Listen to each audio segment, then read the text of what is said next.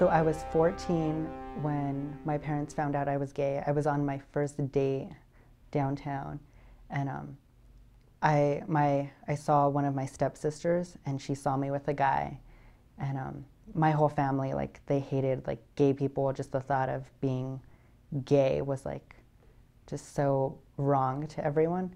And I went home after the date, and she told my dad and my mom, and my dad said, basically he said, I'm like not his son if I'm gay.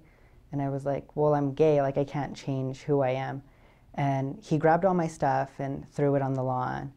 And I felt just like, I felt alone because I didn't know what to do at the time because I was so young. I was like, is this all happening? I remember I was just like basically saying like, are you really like kicking me out? Like, and my dad was just like saying mean things. Like he was just like, you're such a disgrace. Like you're worthless. Like you're not gonna succeed at life. And just that kind of like made me wanna like prove him wrong.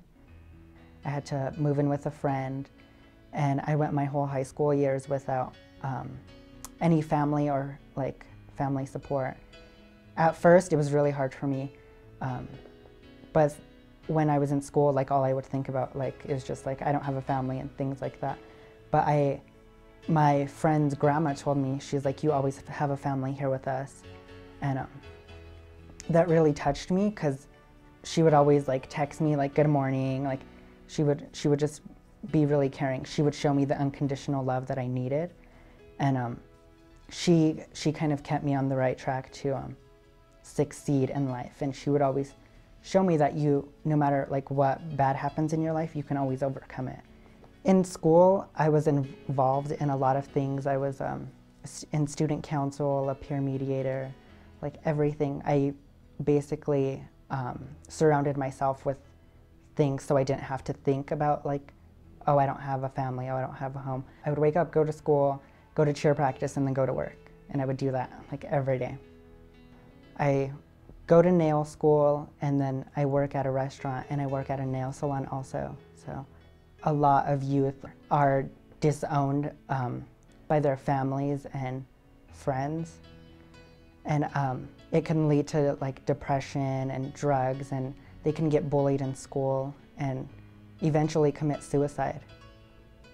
I saw my dad at an amusement park one day, and he threw a beer bottle at me. And they were just like saying mean things. So I'd rather not have that negative energy in my life. Like I've forgiven them so I can move on in life, but I don't, like they're not parents to me. I think my proudest moment is just recently I spoke in Bakersfield, and when I was speaking to everyone, I felt like I usually don't let like myself, like I usually don't feel bad for myself. And I think my proudest moment is the fact that I can share my story and have it help other youth overcome the same things that I have. Let them know that they're not alone. Because I know I felt really alone when it happened. And I remember I have a friend, and she like she put her hand on my back, and she was like, you're not alone. So that kind of like really helped me like get motivation.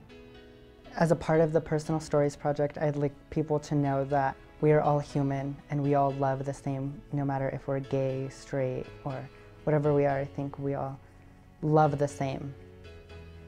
My hope for me telling my story is to have it inspire others to share their story also, but to show them that you can be successful with no matter what struggles you face in life.